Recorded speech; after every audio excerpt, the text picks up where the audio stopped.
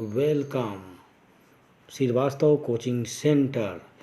Click on the subscribe button and press the bell icon for all notifications. Student, आज हम दर्पण के बारे में पढ़ेंगे। गोली दर्पण। तो गोली दर्पण एक खोखले कांच का बना होता है, ठीक है। अब गोली दर्पण दो प्रकार का होता है। आपका पहला है अवतल दर्पण और दूसरा उत्तल दर्पण। देखिए, अवतल दर्पण जो है, अवतल दर्पण में जो पालिश लगा होता है वो बाहर की ओर होता है। अवतल दर्पण में पालिश उभरे हुए की तरफ होता है। ये आपका अवतल दर्पण हो गया।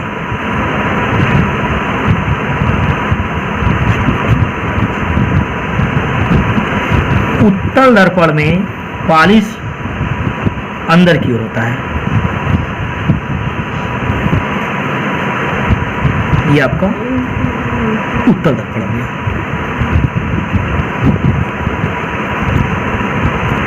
तो देखिए, दोनों में जब प्रकाश की किरणें आती हैं तो प्रतिबिंब बनता है। प्रतिबिंब जो है,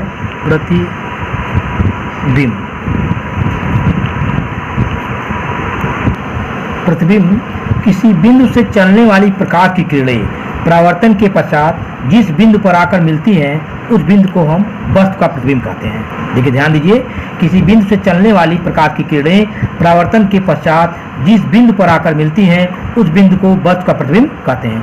प्रतिबिंब दो प्रकार का बनता है।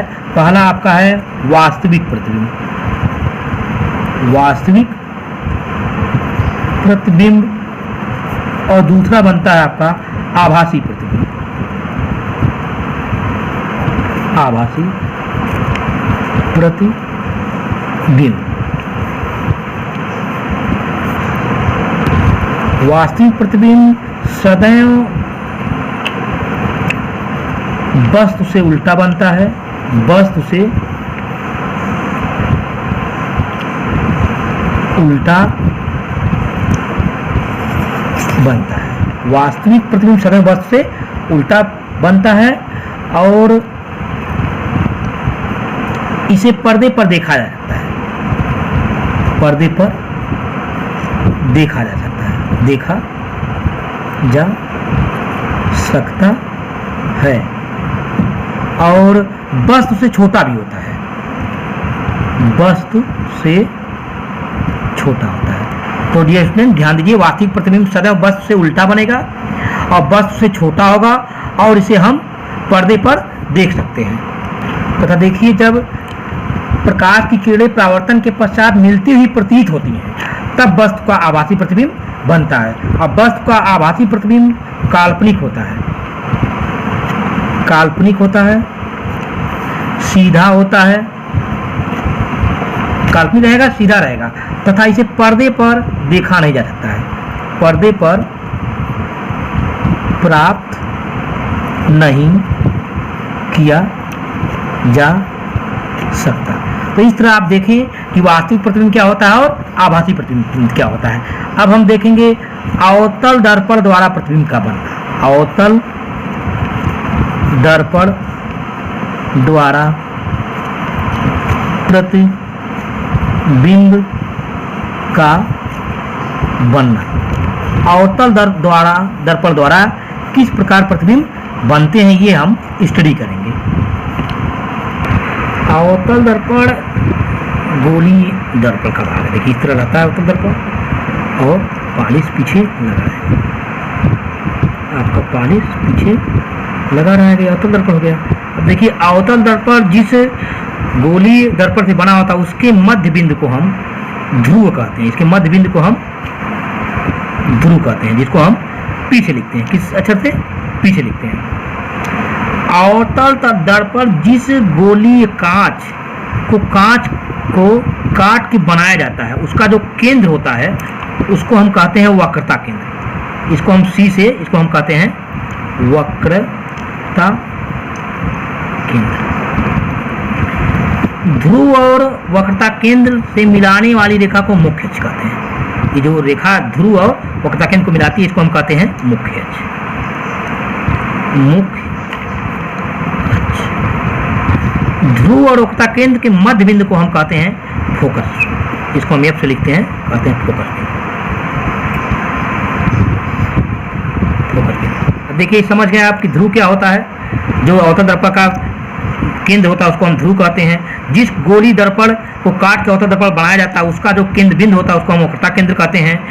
वक्रता केंद्र और ध्रुव को मिलाने वाली रेखा को मुख्य अक्ष कहते हैं तथा वक्रता केंद्र और ध्रुव के मध्य बिंदु को मुख्य फोकस कहते हैं। और ये इधर क्या रहेगा, आपका अनंत बिंदु रहेगा, अनंत रहेगा। देखिए अवतल दर्पण द्वारा प्रतिबिंब 6 प्रकार से बनता है, लेकिन हम आपको एक ही ट्रिक बता रहे हैं, उसी से आप समझ जाएंगे किस प्रकार बनता है। देखिए अवतल दर्पण द्वारा पहला कि जब वस्तु आपका पहली स्थिति जब वस्तु अनंत पे हो, जब वस्तु कहाँ रहे, अनंत पे रहे। दूसरी स्थिति जब वस्तु वक्रता केंद्र और अनंत के बीच में रहे, वक्रता केंद्र और अनंत के बीच में रहे। तीसरी स्थिति जब वस्तु वक्रता केंद्र पर रहे। चौथी स्थिति जब वस्तु वक्रता केंद्र और फोकस के बीच में रहे। पांचवी स्थिति जब वस्तु फोकस पे रहे। और छठवीं स्थिति जब वस्तु फोकस और ध्रुव के बीच में रहे। अब यहां ध्यान देंगे आप, जब वस्तु अनंत पे रहेगी तो उसका प्रतिबिंब जो है वह फोकस पे बनेगा। ध्यान दीजिए, एक देखिए यहाँ पे, जब वस्तु अनंत पे रहेगी तो उसका प्रतिबिंब कहाँ बनेगा, फोकस पे बनेगा। जब वस्तु आपकी अनंत और वक्रता केंद्र के बीच में रहेगी तो उसका प्रतिबिंब वक्रता केंद्र और फोकस के बीच में बनेगा। तथा जब वस्तु वक्रता केंद्र पर आती है तो उसका प्रतिबिंब वक्रता केंद्र पर ही बनता है। पुनः जब वस्तु को हम वक्रता केंद्र और फोकस के बीच में रखते हैं तो उसका प्रतिबिंब अनंत और वक्रता केंद्र के बीच में बनता है। और जब वस्तु को हम फोकस पे रखते हैं, फोकस बिंदु पे रखते हैं तो उसका प्रतिबिंब अनंत पर बनेगा, उसका प्रतिबिंब अनंत बनेगा। अब देखिए छठे कंडीशन में जब वस्तु को फोकस और ध्रुव के बीच में रखते हैं तो उसका प्रतिबिंब दर्पण के पीछे बनता है, दर्पण के पीछे बनता है, या बनता हुआ प्रतीत होगा। तो इस तरह से आप आराम से समझ सकते हैं कि जब वस्तु को अनंत पे रखे हैं तब उसका फोकस पे बना है। जब वस्तु को वक्रता केंद्र और अनंत के बीच में रखे हैं तो उसका प्रतिबिंब जो है वक्रता केंद्र और फोकस के बीच बना है। तथा जब वस्तु को केंद्र पर रखते हैं तो उसका उल्टा छोटा प्रतिबिंब वक्रता केंद्र पर ही बनता है। जब वस्तु को वक्रता केंद्र और फोकस के बीच में रखते हैं तो उसका प्रतिबिंब वक्रता केंद्र और अनंत के बीच में बनता है। तथा वस्तु को जब फोकस पे रखते हैं तो उसका प्रतिबिंब अनंत पर बनता है। और जब वस्तु को फोकस और ध्रुव के बीच में रखते हैं तो उसका प्रतिबिंब दर्पण के पीछे बनता हुआ प्रतीत होता है। यह प्रतिबिंब जो है वास्तविक होगा, उल्टा होगा तथा वस्तु से छोटा होगा।